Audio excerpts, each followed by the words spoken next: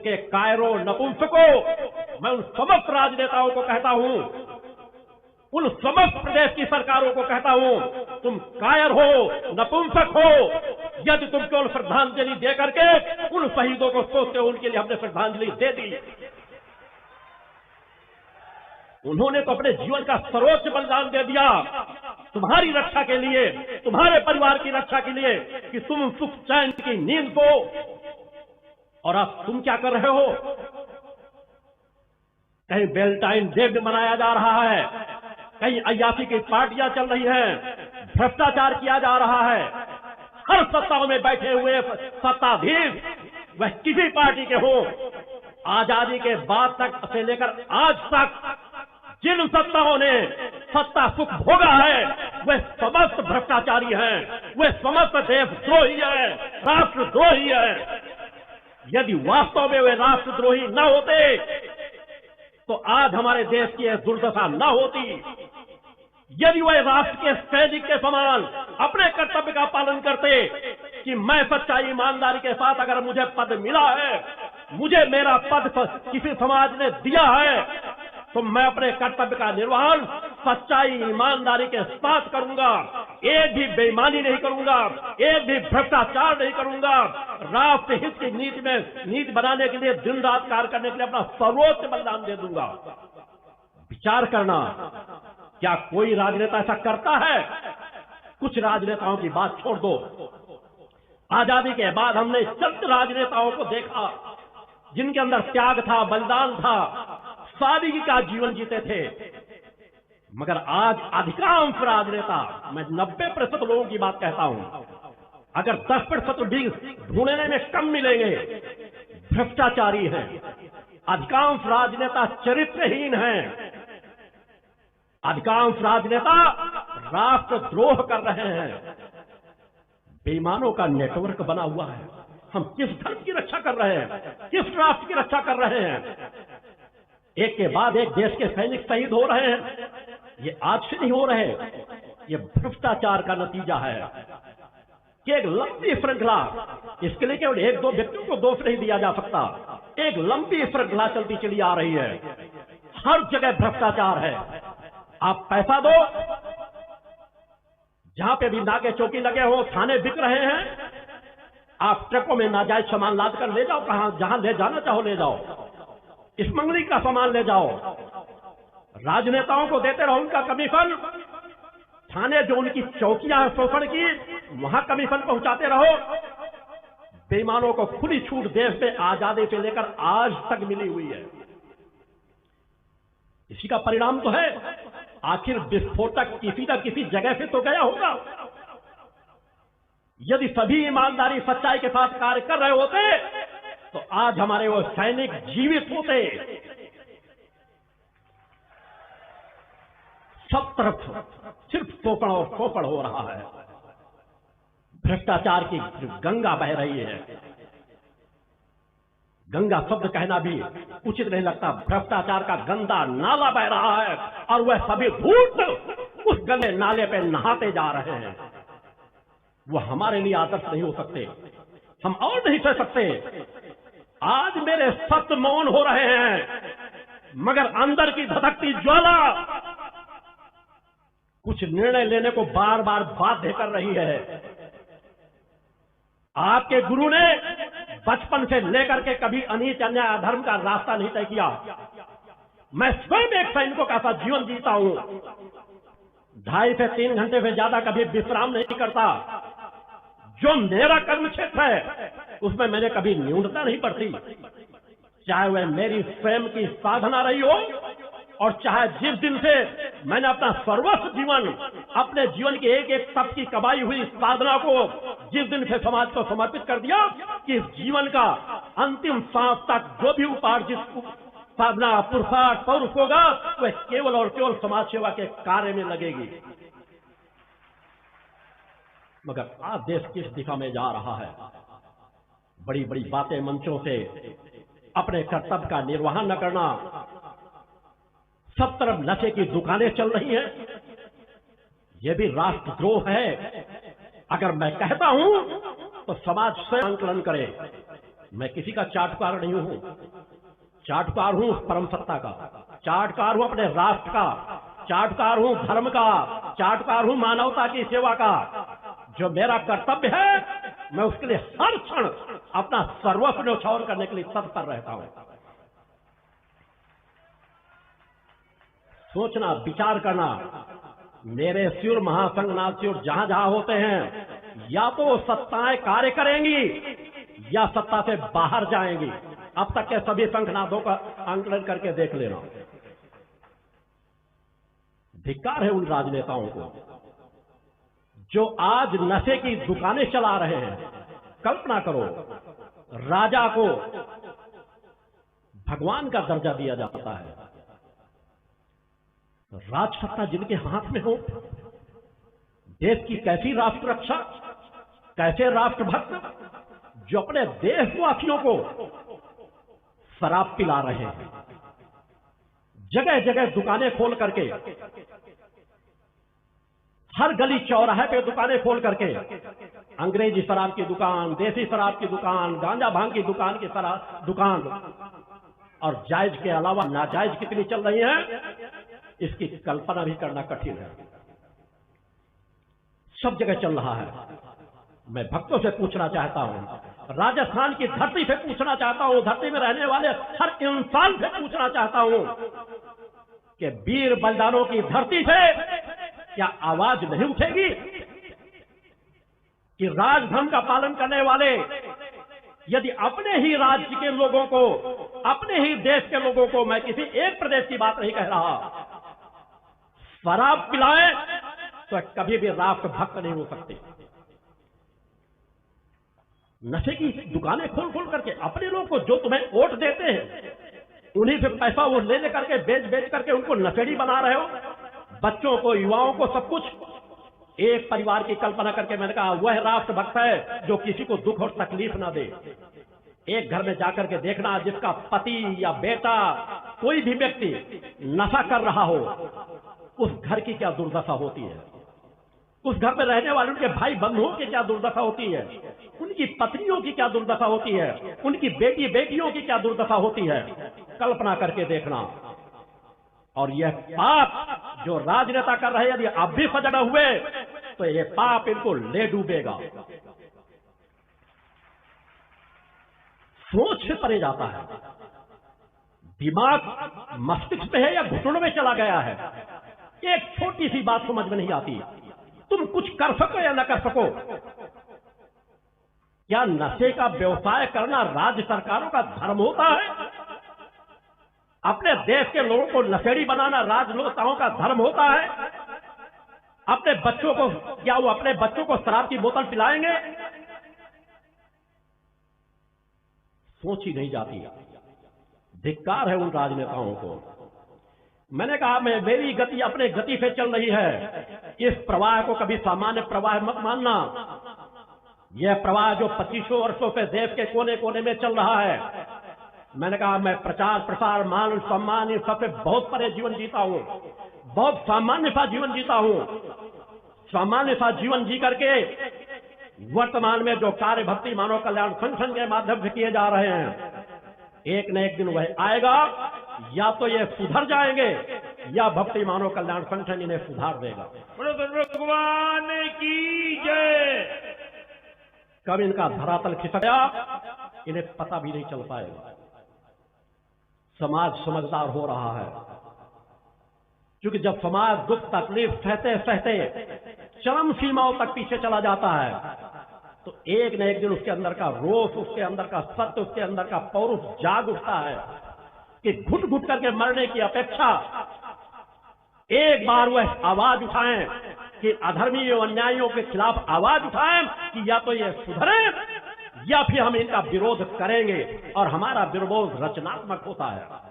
हम विद्रोही स्वभाव लेकर के भी रचनात्मक कार्य करते हैं, क्योंकि यह यात्रा एक ऋषि की यात्रा है।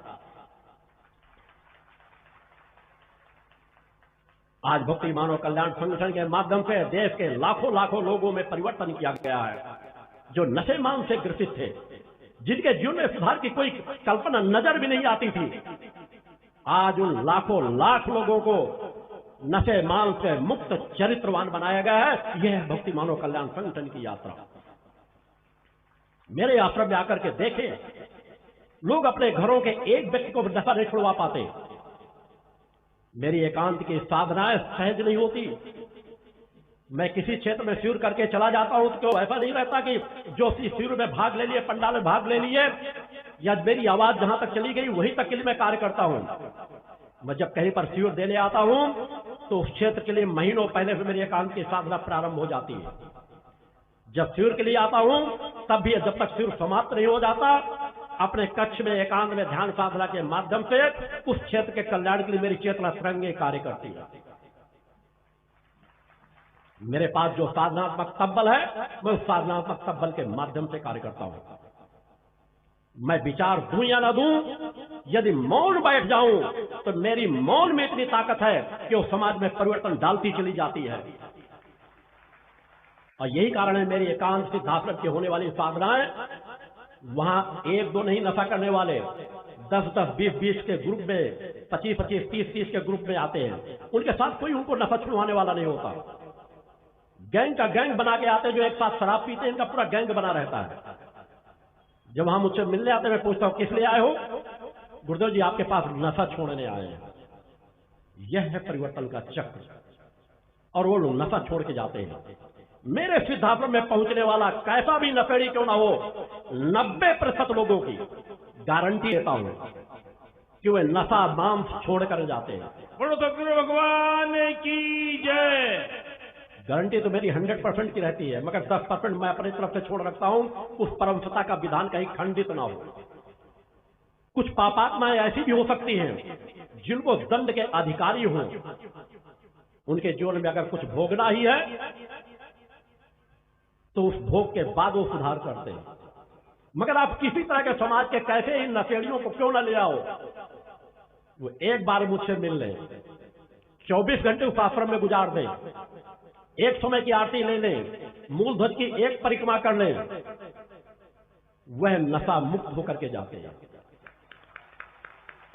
मेरे द्वारा मां का आशीर्वाद स्वरूप सिर्फ शक्ति जल दिया जाता है, कोई औषधि नहीं दी जाती, कोई उनको अलग से ट्रिप्स नहीं दिए जाते। ये मां की ऊर्जा का प्रभाव है। सूर्य यदि उदय होता है, कैसी भी ठंड क्यों न लगी हो, यदि हम उसके प्रकाश की सीधों किरणों के सामने पहुंच जाएंगे, सीधी किरणों के समक्ष, तो ठंड निश्चित रूप से दूर होगी। और यदि हमने अंदर भी बैठे हुए हैं, हमने खिड़कियां खोली है नहीं भी खोली, तब भी जब सूर्योदय हो जाता है तो प्रकाश उनको कहीं न कहीं एहसास कराता है। उसी तरह ऊर्जा तरंगे होती है। इसका स्वरूप बहुत व्यापक है, इसकी कार्य क्षमता उससे व्यापक है।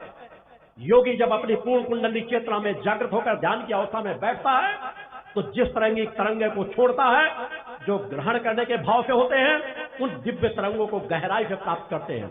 जो नहीं भी ग्रहण करना चाहते, वो भी निर्धारित अंश को प्राप्त करते हैं। यदि कहीं भी फूल सुगंधित हो जाए तो फूल को नकारने वाला भी अगर उसके बगल से निकलेगा, उसके निश्चित दायरे में आएगा, तो फूल की सुगंध से बच नहीं सकता। एक ऋषि की चेतना तरंगों का कोई सीमित दायरा नहीं होता। वो परंपराएं मर गई, वो परंपराएं नष्ट हो गई। साधु संत सन्यासी भोग विलासी हो गए।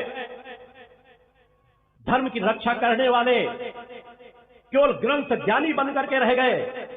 हमारे एक 32 वर्ष के शंकराचार्य ने 4 मठों की स्थापना कर दी थी। सूक्ष्म शरीर के माध्यम से अपने शरीर को निकाल करके परकाया प्रवेश का ज्ञान दिया था। आज मुझे कहने में कोई संकोच नहीं है कि आज हमारे देश में एक भी ऐसा शंकराचार्य नहीं है, एक भी ऐसा धर्म प्रमुख नहीं है, एक भी अखाड़े में ऐसा कोई संत नहीं है जिसने अपनी पूर्ण कुंडली चेतना जागृत की हो, जिसका सूक्ष्म शरीर जागृत हो। हमारे समाज के पतन का यह कारण है। मैं हर मंचों से अपनी विचारधाराओं को आगे बढ़ाने के पहले अपनी साधनात्मक तब्बल की चुनौती अवश्य पेश करता हूं। तभी सत्य समाज के सामने एक न एक दिन निकल करके जरूर आएगा। मैंने किसान परिवार में जन्म लिया है, ब्राह्मण परिवार में जन्म लिया है, बहुत सामान्य सा जीवन जीता हूं। अपनी आध्यात्मिक यात्रा ना किसी उद्योगपति ना किसी राजनेताओं के बैसाखी के सहारे पर नहीं तय की। मेरी अपनी स्वयं की यात्रा पर, स्वयं की साधना पर मैंने घर परिवार किसी का ऋण नहीं रखा। बचपन की अवस्था से निकलने के बाद स्वयं अपने पुरुषार्थ की कमाई से अपना जीविकोपार्जन करता हूं, अपने परिवार का जीविकोपार्जन करता हूं। मेरी बेटियां, मेरी पत्नी सामने बैठी हुई है। समाज के दिए हुए दान दक्षिणा से मुझे सख्त नफरत है। मैं अपने जन कल्याणकारी कार्यों में समर्पण भाव से दिए हुए धन को स्वीकार करता हूं और समाज सेवा के कार्य में लगाता हूं। समाज से ना मुझे वस्त्रों की जरूरत है, ना अपने लिए किसी चीज की जरूरत है। मैंने जब से होश संभाला 13-14 साल की उम्र से अपने पुरुषार्थ से कमाई हुई पूंजी से अपना जीविकोपार्जन करता हूं, और वह यात्रा मैंने अपनी बच्चियों को भी दी है। स्वयं समाज के बीच रहता हुआ, तीनों बच्चियां हैं, पूजा संध्या ज्योति, और जिस दिन से इच्छा समाप्त हुई कि अब मुझे किसी संतान की जरूरत नहीं, तब से लेकर आज तक पूर्ण ब्रह्मचर्य व्रत का पालन करता हूं, मन वचन कर्म से पत्नी। यह होता है गृहस्थ धर्म, ऋषि धर्म। आज समाज के तो धर्माधिकारी भटके हैं। ब्रह्मचर्य की ताकत को अगर देखना हो तो मैंने पूरे विश्व अध्यात्म जगत को चुनौती दी है, विज्ञान जगत को चुनौती दी है। उनके पास वो परीक्षण करने की सामर्थ्य है। मशीनों से परीक्षण कर सकते हैं कौन झूठ बोलता है, कौन सत्य बोलता है। मेरे संकल्प को डिगाने की ताकत इस भूतल पर किसी के पास नहीं है। भगवान की जय। और सकता है निष्ठा विश्वास से एक बार जगत जननी को अपना सर्वस्व कुछ समर्पित कर दो, आपके संकल्प में वो ताकत जुड़ जाएगी। तुम्हें सत्य का एहसास हो जाएगा। जिस दिन सत्य का एहसास हो जाएगा तुम्हारे कार्य करने की तरीके बदल जाएंगे। इसीलिए मैंने विश्व अध्यात्म जगत को चुनौती दी कि आज इसकी आवश्यकता है। बहुत कुछ हो चुका, इस पतन को रोकने के लिए एक ही मात्र मार्ग है, हम सच्चाई ईमानदारी के साथ करें और अधर्मी अन्याय चाहे राजनेता हो इनका पर्दाफाश करें, और अधर्मी अन्याय चाहे धर्म प्रमुख है इनका भी पर्दाफाश करें।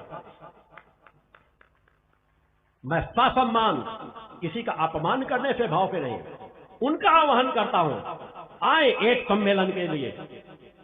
चमत्कार धर्म के लिए वर्जित होता है, मगर धर्म रक्षा के लिए अगर एक बार आवश्यकता हो तो कभी भी अधर्म नहीं होता, जिसे मानवता का कल्याण हो जाए। एक बार तो परीक्षण हो, सभी धर्म प्रमुख इकट्ठे हो, सभी कुछ चुनिंदा वैज्ञानिक इकट्ठे हो जिसका परीक्षण कर सके, मीडिया के लोग इकट्ठे हो और कुछ बिंदु ला करके रखे जाएं कि क्या आज बड़ी बड़ी बातें करने वाले हमने ब्रह्म को प्राप्त कर लिया, हम ब्रह्म ज्ञानी बन गए हैं, हम सदगुरु बन गए, हम परमहंस बन गए हैं, बड़ी बड़ी डिग्रियां लगाने वाले, क्या उनकी चेतना शक्ति जागृत, क्या उन्होंने अपनी कुंडली चेतना को जागृत किया? क्या उन्होंने अपने सूक्ष्म शरीर को जागृत किया है? क्या वो सूक्ष्म शरीर से एक स्थान से दूसरे स्थानों पर जा सकते हैं? क्या उनके पास इतना सब बल आ गया है कि एक स्थान पर रहकर दुनिया के किसी कोने में की किसी घटना को बता सके? क्या उनके पास कोई सब बल आ गया है कि अपने हाथ के स्पर्श करने मात्र पे किसी रोगी को निरोगी कर सके? कुछ तो परीक्षण इस तरह के रखे जा सकते हैं जो हमारे ऋषियों मुनियों के पास ताकत थी।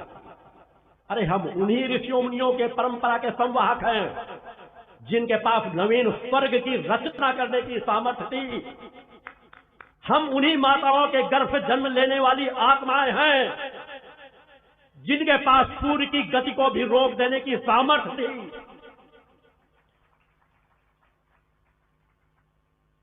क्या आज उन धर्माधिकारियों के पास कुंभ हो रहा है? बहुत अच्छी बात है, मैं उस स्थान को नमन करता हूं, मगर क्या उस स्थान पर जाने वाले जो ये कहते हैं कि कुंभ स्थान पर साधु संत सन्यासी इसलिए आते हैं,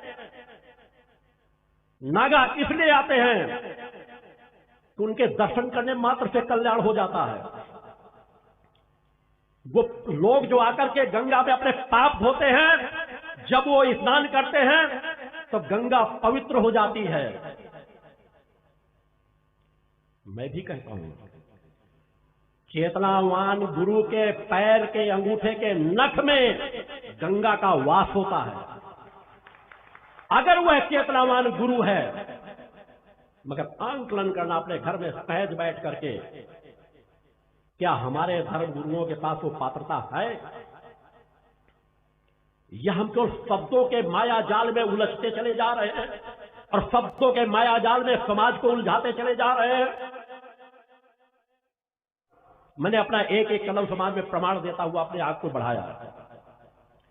एक स्थान पर रह करके दूसरे देश में कौन कहां क्या कर रहा है, इसकी जानकारी मैं दी है। मीडिया को जानकारी लेना हो तो मेरे शिष्य यहीं बैठे हुए हैं, कार्यकर्ता उनसे परिचय करा देंगे। जिनके समक्ष ये चीजें बताई गई हैं, अपने हाथ के स्पर्श के माध्यम से रोगी को निरोगी किया गया है। हर क्षेत्र की घटना है। मेरे लिए आज भी कुछ भी असंभव नहीं है, मगर मैं हर कार्य क्रमिक गति से करता हूं, पुरुषार्थ के साथ करता हूं, एक इंसान के धर्म को लेकर करता हूं कि जिसे समाज में आगे बढ़ने वाला हर व्यक्ति देखे कि योगीराज सतपुत्र ने अब चमत्कारों के माध्यम से समाज में परिवर्तन नहीं डाला, अपने कर्म और पुरुषार्थ के माध्यम से समाज में परिवर्तन डाला है। माता आदिशक्ति देवी जगदम्बा की कृपा के माध्यम से परिवर्तन डाला है। उस मां शब्द में इतनी बड़ी ताकत है, उस ताकत के माध्यम से समाज में परिवर्तन डाला है। आज वो रास्ता मेरे द्वारा तय किया जा रहा है, जिसमें पुरुषार्थ है, परोपकार की भावना है। उस रास्ते के माध्यम से कार्य किया जा रहा है। आज सभी बड़ी बड़ी संस्थाएं, राजनेता कैसे भी हों, उनकी चाटकारिता में लगी हुई है। सम्मान करो जनप्रतिनिधियों का, मैं बुरा नहीं मानता इससे, मगर सम्मान की एक सीमा होनी चाहिए। राजनेताओं के सामने धर्माधिकारियों के घुटने टेकने वाली नीति, यह धर्म का पतन का कारण बन रही है। आज चार्चा ने 65 शंकराचार्य हैं और देश की दुर्दशा है। आसाराम बापू, निर्मल बाबा, बीज मंत्र देने वाले, कृपा वर्षा करने वाले, योग से सभी बीमारियों को दूर कर देने वाले,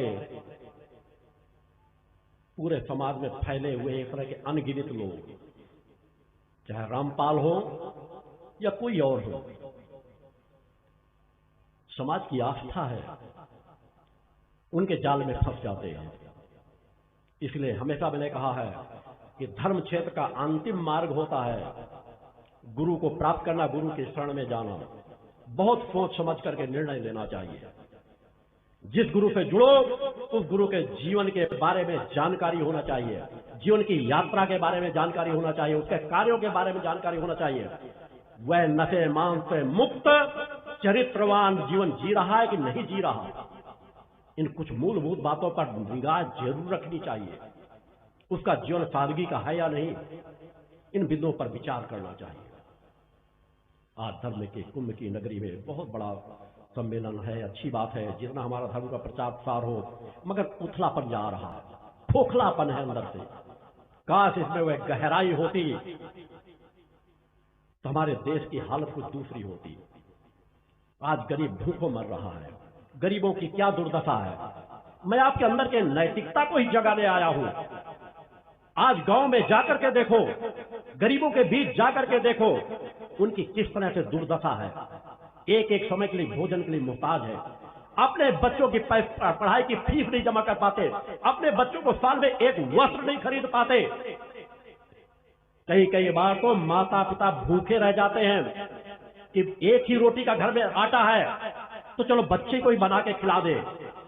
कई बच्चे तो भूखों मर जाते हैं। कई परिवारों के माता पिता कर्ज के लद जाने के कारण आत्महत्या कर लेते हैं। ये हमारे देश का आईना है। आजादी के इतने सालों बाद क्या हमारे स्वतंत्रता संग्राम सेनानियों ने इसी दिन के लिए अपने जीवन का सर्वोच्च बलिदान दिया था कि आज जो हमारे सैनिक बलिदान दे रहे हैं, ऐसे ही जीवन के लिए बलिदान दे रहे हैं, मगर वह उनके संस्कार हैं। वे बलिदान देने से कभी पीछे नहीं हटेंगे।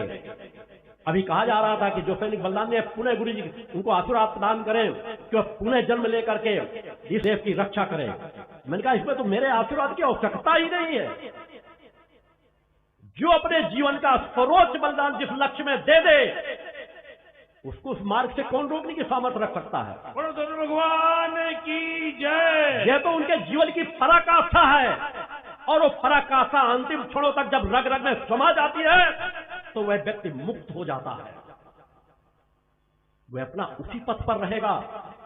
कहीं न कहीं से जन्म लेकर रहेंगे तो राष्ट्र की रक्षा में अपना जीवन निभाएंगे, मुक्ति पथ पर जाएंगे तो भी समाज सेवा के कार्य में ही लगेंगे। उनका मार्ग तो खुल चुका, मार्ग खोलना है तो आप लोगों को, जिनके लिए उन्होंने सर्वोच्च बलिदान दिया, जो ऋषियों मुनियों महापुरुषों से भरी पड़ी रही है। हम सभी उन्हीं के वंशज हैं। ऋषियों की वो महान गाथाओं से भरा हुआ देश, त्यागियों की महान गाथाओं से भरा हुआ देश, बलिदानियों की महान गाथाओं से भरा हुआ देश आज किस दिशा में जा रहा है?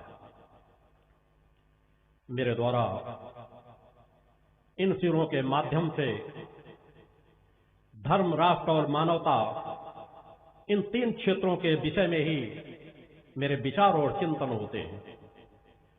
क्योंकि मेरे द्वारा सभी मंचों से प्रारंभ में यह अवगत करा दिया जाता है कि मैं उन्हीं क्षेत्रों में चिंतन देता हूं, विचार देता हूं। तो धर्म हिंदू, मुस्लिम, सिख, ईसाई नहीं होता। धर्म सिर्फ और धर्म होता है जो मानवता का धर्म होता है। जो जिस धर्म को मानने वाले हैं दृढ़ता के साथ अपने धर्म का आचरण करें, अपने धर्म को माने और सभी के धर्मों का समान भाव से सम्मान करें।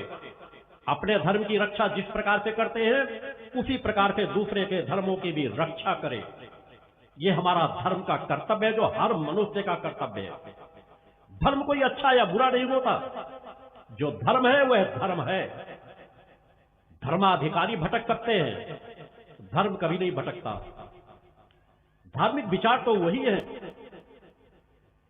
धर्म के अनुयायी भटक सकते हैं, धर्म के मार्गदर्शक भटक सकते हैं, मगर धर्म तो समान भाव से रहता है, हर काल में समान भाव से रहता है। यदि हम धर्म का आचरण करते हैं तो हम किसी धर्म के मानने वाले क्यों ना हो। हम धर्म का आचरण करते हुए यदि इंसानियत के पथ पर चलते हैं, परोपकार के पथ पर चलते हैं, तो हम धर्म पथ का सही माने में अपने कर्तव्य का पालन करते हैं। तो हर मनुष्य का कर्तव्य है धर्म की रक्षा करना, अपने स्वयं की धर्म की रक्षा करना। जब तक हम अपने स्वयं के धर्म की रक्षा नहीं करेंगे तब तक हम समाज के किसी भी धर्म की रक्षा नहीं कर सकते। और हमारा धर्म केवल पूजा पाठ की पद्धतियों तक नहीं जुड़ा हुआ होता कि हम देवी जी के पूजक हैं, हिंदू धर्म के देवी देवताओं को मानते हैं तो हम मानते हैं हम धर्म के रक्षक बन गए। धर्म का अनुकरण केवल पूजा पाठ एक पक्ष कहलाता है। वास्तव में यदि हमने अपने धर्म को अपने अंदर धारण किया है और धर्म के अनुकूल हम अपने जीवन की यात्रा तय कर रहे हैं, तभी हम सही माने में धर्म के रक्षक हैं, धर्म के अनुरूप चल रहे हैं। हमारे आचार विचार, हमारा खान पान व्यवहार, ये क्या धर्म के अनुकूल है? ये हर मनुष्य को विचार करना चाहिए। हर मनुष्य दिन बिंदुओं पर विचार करके रखे कि मुझे किस तरह का जीवन जीना है, किस तरह का भोजन करना है, किस तरह का मेरा व्यवहार होना चाहिए। क्या मेरे अंदर इंसानियत है? क्या मेरे अंदर ममता, दया, प्रेम, करुणा, वात्सल्य है? मेरे अंदर परोपकार की भावना है? मेरे अंदर त्याग की भावना है? अगर यह सब कुछ उसके अंदर समाहित हो रही है और उस दिशा पे सतत क्रमिक गति से बढ़ रहा है, तो सही मायने में वह धर्म की रक्षा कर रहा है। अन्यथा वह बहुत एक पक्ष होता है। धर्म हमें कभी नहीं सिखाता कि हम गलत रास्तों में जाएं, हम नशे मांस का सेवन करें, हम भ्रष्टाचार करें, हम दूसरे की अहित की बात सोचें, हम दूसरे का शोषण करें। यह कोई धर्म नहीं सिखाता। मगर आज धर्म की बहुत ऊपरी व्याख्या की जाती है, बहुत ही विस्तार का विषय है। केवल पूजा पाठ कर लेने तक अपने आप को सीमित करके यदि अब तुम रखते हो तो तुम पतन के मार्ग पर सतत बढ़ते चले जाओगे। क्षणिक पूजा पाठ की पद्धतियां आपका आत्म कल्याण नहीं कर सकती, आपको मुक्ति पथ की ओर बढ़ा नहीं सकती। उसके लिए सतत अपने जीवन में परिवर्तन करना होगा। स्वतः तो ऐसे आचरणों में अपने आप को ढालना होगा जैसा धर्म कह रहा है, धर्मानुकूल हमारा आचरण हो। हम कितने समय सोते हैं, कितने समय जगते हैं, किस तरह का भोजन करते हैं, परिवार में हमारा कर्तव्य क्या है, परिवार के प्रति हमारा व्यवहार क्या है, समाज के प्रति हमारा दायित्व क्या है, देश के प्रति हमारा दायित्व क्या है, विश्व के प्रति हमारा दायित्व क्या है, ये सभी बिंदु आ जाते हैं धर्म क्षेत्र के अंतर्गत। उस धर्म क्षेत्र पर बढ़ने का प्रयास करो। यदि हम उस क्षेत्र पर बढ़े, यदि समाज उस क्षेत्र पर बढ़े, तो समाज का पतन कभी भी नहीं हो सकता।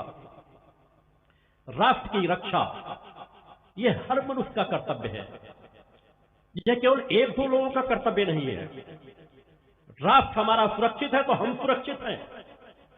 राष्ट्र की रक्षा की जिम्मेदारी केवल सैनिकों की नहीं है, सीमा पर खड़े हुए सेनानियों की नहीं है। राष्ट्र की रक्षा हर उस मनुष्य की है जो जिस राष्ट्र में जीवन जी रहा है, जिस राष्ट्र का भोजन खा रहा है। राष्ट्र की रक्षा करने के लिए केवल सीमा में जाने की आवश्यकता नहीं। यदि हम राष्ट्र को किसी एक कोने से भी क्षति पहुंचा रहे हैं, हमारे व्यवहार से, हमारे आचरण से, राष्ट्र के अंदर रह रहे लोगों का यदि एक भी व्यक्ति का अहित हमारे गलत कर्मों के वजह से हो रहा है, एक भी व्यक्ति का यदि हम शोषण कर रहे हैं, तो हम राष्ट्र के सच्चे रक्षक नहीं हैं। हम जो जिस क्षेत्र में हैं, हम सच्चाई ईमानदारी के साथ क्या पुरुषार्थ से अपने कर्तव्य का पालन कर रहे हैं। यदि मैं व्यवसायी हूं तो क्या सच्चाई ईमानदारी के साथ व्यवसाय का कार्य कर रहा हूं। यदि मैं किसी नौकरी में हूं तो क्या सच्चाई ईमानदारी के साथ वह ड्यूटी पूरी तरह से निभाता हूं।